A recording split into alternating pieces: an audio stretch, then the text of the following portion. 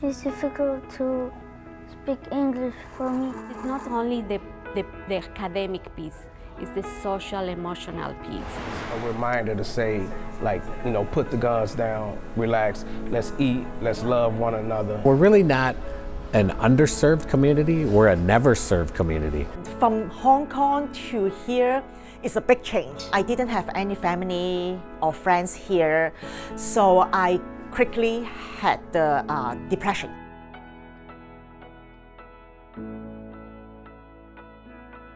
Welcome to Voices, I'm Alan Henry. Those are just some of the people we'll meet in this month's episode. It's part of our commitment at WCCO to bring you stories featuring the diverse voices of Minnesotans. In a moment, we'll hear from the people behind a local effort to make pregnancy safer for Black women as maternal mortality rates rise in the U.S. But first, English learners now make up 44% of the student population in Columbia Heights. WCCO's Kirsten Mitchell shows us how those kids and their parents are being welcomed. The flower, the floor. 8-year-old Henry is eager to learn. This word, everyone. Flower. Flower. But learning in a language that's not his own. And de donde eres? Where are you from? I'm from Ecuador. Is tough. It's difficult to speak English for me. Henry moved to the U.S. with his mom and brother and started at Valley View Elementary School this year. How do you feel about being in Minnesota? ¿Entendiste? I'm good. He's great. Picking up English fast, very eager to speak.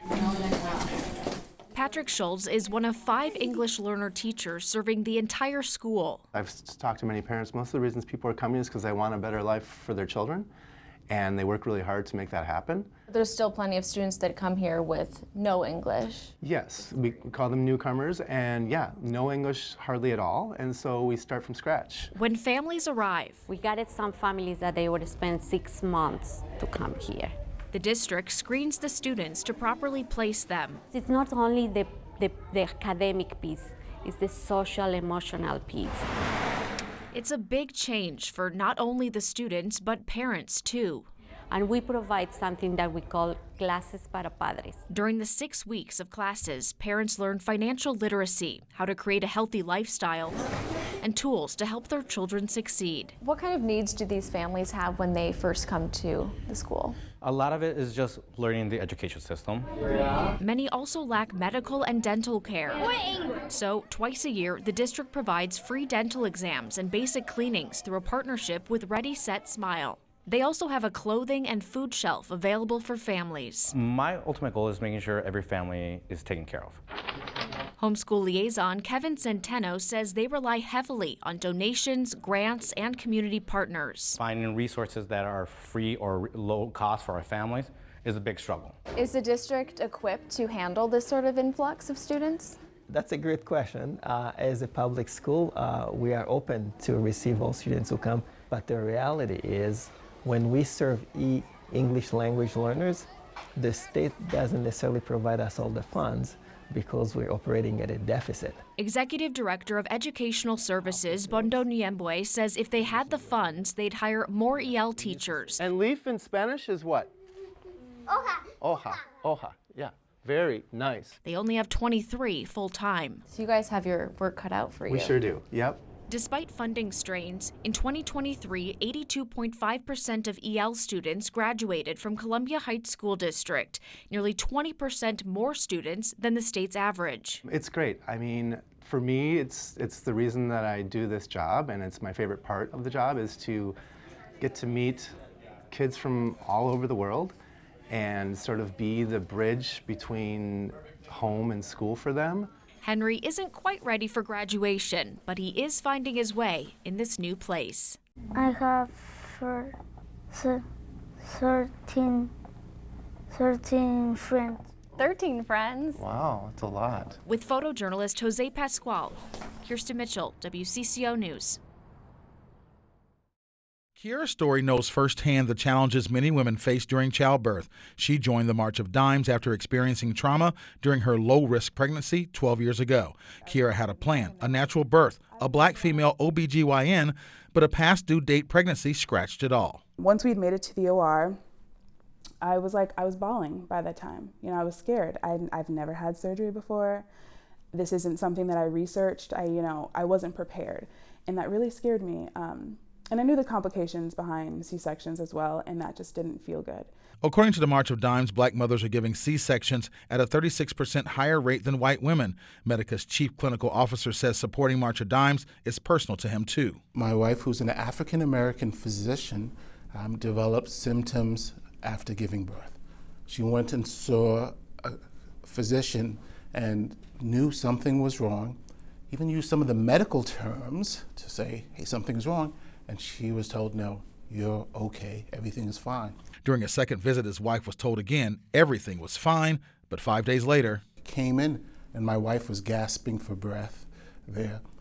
We rushed her to the hospital. She was told that a few hours later, she would no longer have been around. Every year, the March of Dimes raises money with its March for Babies event at the Mall of America. I push all my folks, whether they're CEOs or small business owners, to be on board, get on board. Phi Beta Sigma, a historically black fraternity, is raising funds to help close the equity gap and spread awareness. All the different partnerships and all the different connections, relationships, and sponsorships that we have, and bringing everybody on board to support March of Dimes. Support, they hope, leads to better outcomes for all families. Reg Chapman, WCCO News. The March of Dimes 2024 March for Babies at the Mall of America raised more than $100,000. We turn now to efforts in the Twin Cities and across Minnesota to prevent crime and to fight for justice, starting with an update on LaDavion Garrett Jr. It's been 3 years since he survived being shot in the head while riding in the back seat of a car in Minneapolis. WCCO's Reg Chapman checked in with LaDavion's grandmother turned caregiver. It has been 3 years since family and community stood in solidarity in prayer for then 10-year-old LaDavion Garrett Jr. They gave him 72 hours. They told us to prepare ourselves. But my God seemed fit for something else. Here we is 3 years later. My faith is amazing. Shari Jennings says her church family and a few close friends have stood by her side. He wasn't born like this. Somebody did this to him. So why should he have to suffer all the way around? He's a kid at the end of the day. Her life has changed as well. I can't stomach if something was to happen to him on my watch and I'm asleep. So I just, every 2 hours, my alarm set. I go make sure his feeds is on. I make sure that he's comfortable. I turn him and just make sure he breathes and make sure the cover's still on him. What frustrates her the most? 3 years that my grandson has lived with a bullet in his head. 3 years that you guys have kept quiet about this. He deserves justice. While waiting for justice, Jennings has watched as other families join hers, wanting the same thing. The shootings is going on and on. The shootings is getting worse and worse and closer to closer and younger. The shootings is not stopping in North Minneapolis. It's just like an everyday normal. What helps Jennings feel more normal is the smile, like the one he gave 2 years ago when Golden State Warrior superstar Steph Curry visited. But she won't smile until whoever shot Davion is caught. 3 years with no justice, no answer. We ain't no closer than what we was when the day he got shot. And that's sad in our community. Reg Chapman, WCCO News. We met Kalina Burks for our conversation in downtown Minneapolis. Why did you choose this space for us to meet? It's two spaces that are owned by Black women. This is what's best for being in the community, is actually being in the community. Burks was tapped to lead the first ever missing and murdered Black women and girls office in the nation. What do you hope to do with the office? My lofty goal is to be an example, save someone, save one girl. It's a role where she knew she could have an impact. The opportunity to help people and give people a voice who look like me, who've historically been marginalized and their voice has been silenced. Burke says she saw disparities at a young age. It shaped her lens in life. Just as a citizen, usually when young white women go missing, they're plastered across the news nationally. When I've seen Black children or Black girls go missing, it is more feet on the ground, people putting up flyers and posters, but they're not getting this national media coverage. We're going to use our resources to support the community. For her, this is an opportunity to change that and will build on her background. With a bachelor's and master's in criminal justice, she's been an advocate for kids in family court. Some of what this newly created office will focus on is getting a better understanding of the problem by collecting data, reviewing cases, and sentencing guidelines, and working on legislation. Awareness. Treating cases in a similar fashion, giving them the same resources. The office will work alongside law enforcement to investigate cold cases. Other cases could be reopened. And they'll coordinate searches when Black women and girls go missing. Burke says she's heard stories from families around the state, and that drives her purpose. And it's devastating. It is heartbreaking. It's almost a situation where you don't know how you're going to rebound from it. And hopefully this office can be the type of support that they can move through these very heart-wrenching circumstances. She hopes the work they do here speaks to other states. Nationally, I hope we're an example, that we prioritize the lives of Black women and Black girls, and we want to support them. Jennifer Mayerly, WCCO News. Thank you for coming. Thank you. A push to end youth violence directed by the young people impacted the most. Agape Oasis's youth violence prevention ambassadors are leading the charge. It's hard hearing that people your own age are dying and they won't be able to live their life to the fullest. Healing the trauma associated with the shooting deaths of young people is top of mind here. The first thing is it's so common, and it kind of is just like this accumulating weight. Recent violence, like the deadly shooting of a 14-year-old at a gas station in northeast Minneapolis Thursday, and Monday's shooting of two 15-year-olds in North Minneapolis, has his group ready to make a difference. As these horrible and tragic things are happening so often, there needs to be places for people to be able to deal with this trauma. Again, if it's affecting you directly or it's not, everyone has it in their mind. This summit is designed to help young people deal with trauma and give them an opportunity to speak openly about their experiences. Our job is to make sure that we are providing them with a safe space where they can have these conversations, 1.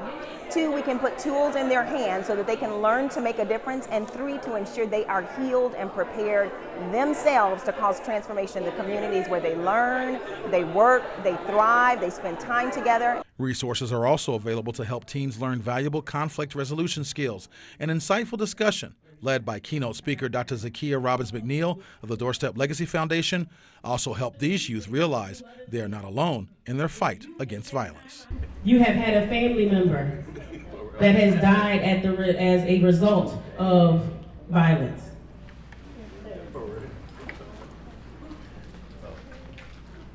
Look around the room. We need you to take action on making our communities better. Reg Chapman, WCCO News. The state of Minnesota recognizing the summit by proclaiming Youth Violence Prevention Day. Coming up next, sandwiches served up with a serious message. Just a reminder to say, put the guns down, relax, let's eat, let's love one another. We visit a new restaurant in North Minneapolis that hopes to create a safe space for people in the neighborhood. Plus, how a new school is helping Native students in Minnesota find success, and much more.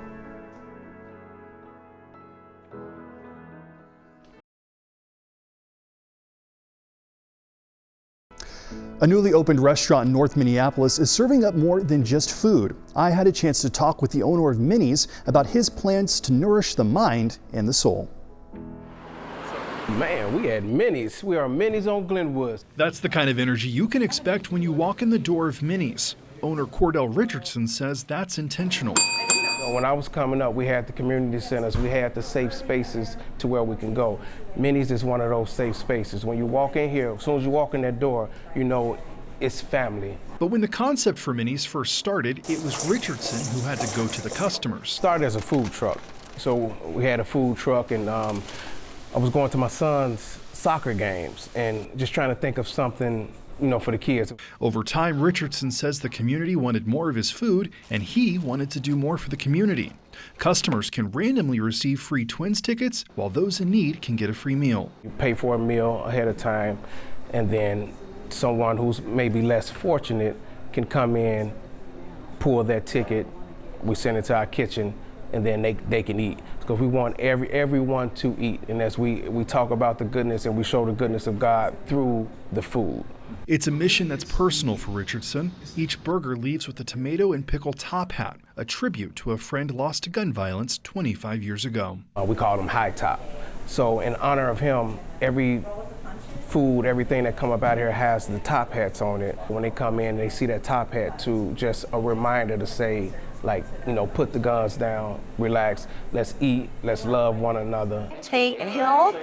Alan Henry, WCCO News.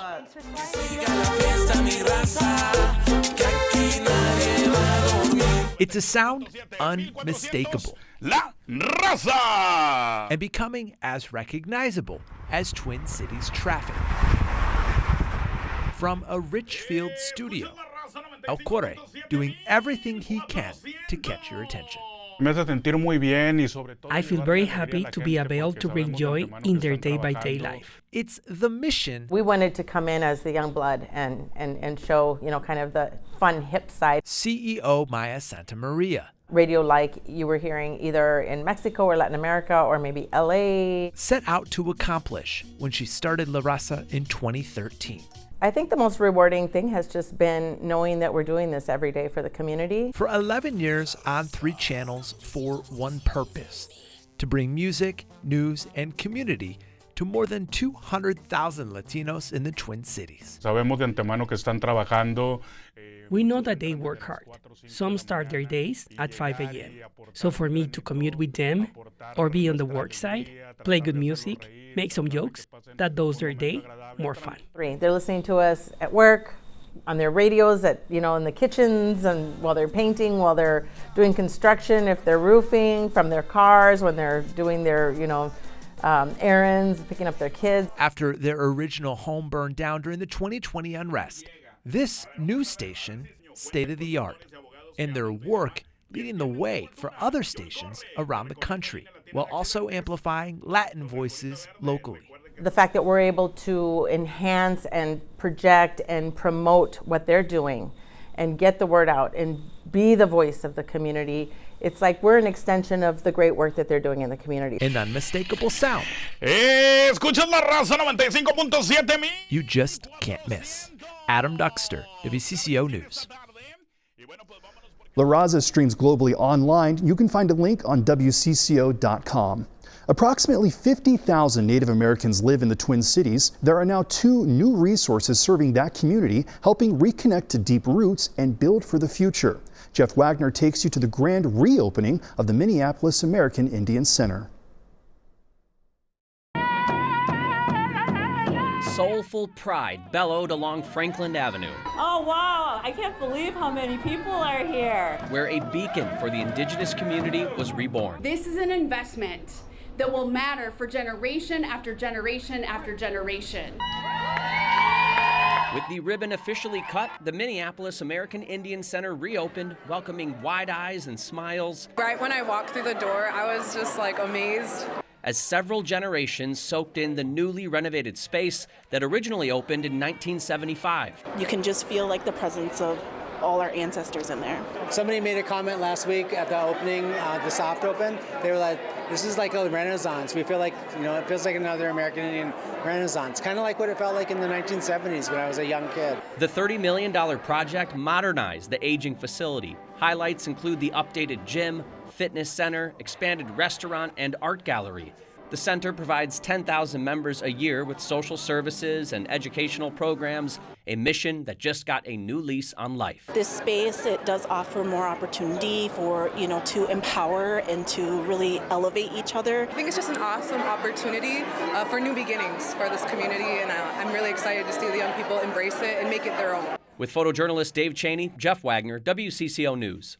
We serve a unique market niche that nobody else is serving. Hey, let's make you aware of our history. Let's put you on a path towards success. I feel like a lot of our students that are coming to us have tried other schools. Minneapolis is a hub. We wanted to be close to the Native American corridor in Minneapolis, close to Franklin Avenue. We're really not an underserved community, we're a never served community because we've never had that here in the Twin Cities for 50,000 natives. We don't want them to just get a 2-year and stop.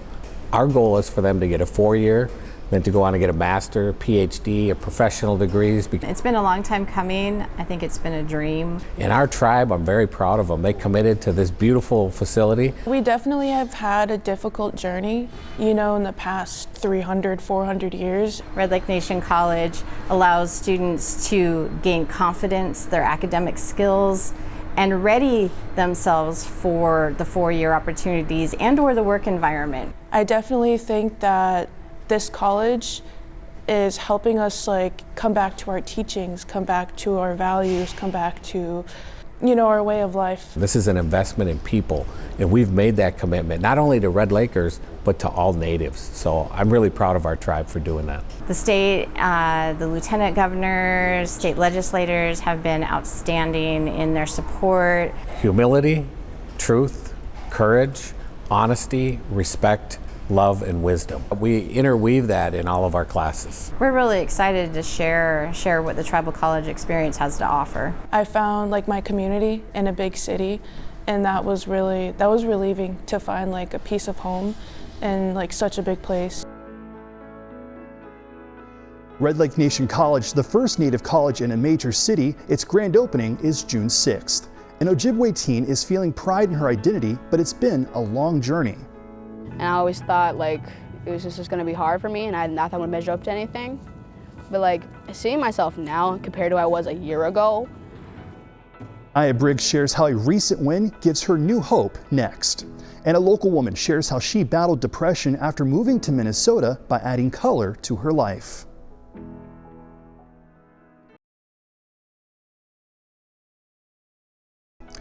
A long-standing Indigenous practice turned into a moment of pride for one Richfield teenager. WCCO's Marielle Mose introduces us to Aya Briggs, the newest south of the river powwow senior princess. Every time I dance, I can feel the drum in my feet and in my heart, because the drum is supposed to represent the heartbeat. Burnsville High School's gym transformed into a powwow ceremony on Saturday. I haven't been to powwows in over a year. Where soon-to-be 16-year-old Aya Briggs competed for the title of senior princess south of the river.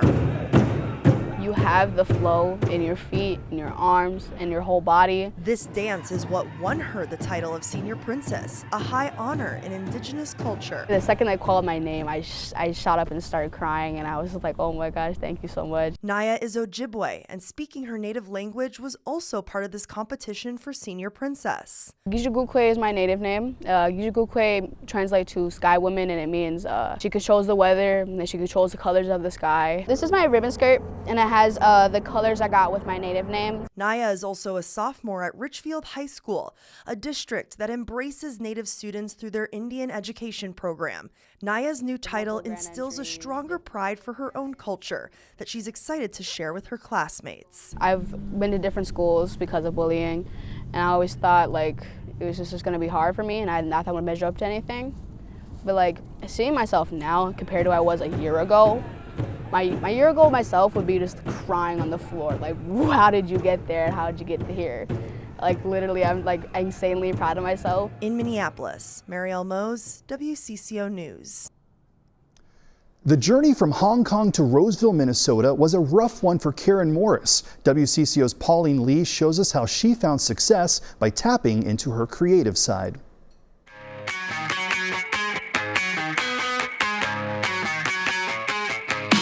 I just want to create something that's really wearable. From whimsical wide-brimmed sun hats to fancy fascinators, my life is more colorful. If fashion is a reflection of who you are, Karen Morris's hats speak loudly. You just let your imagination run wild. Yeah, yeah, just like that.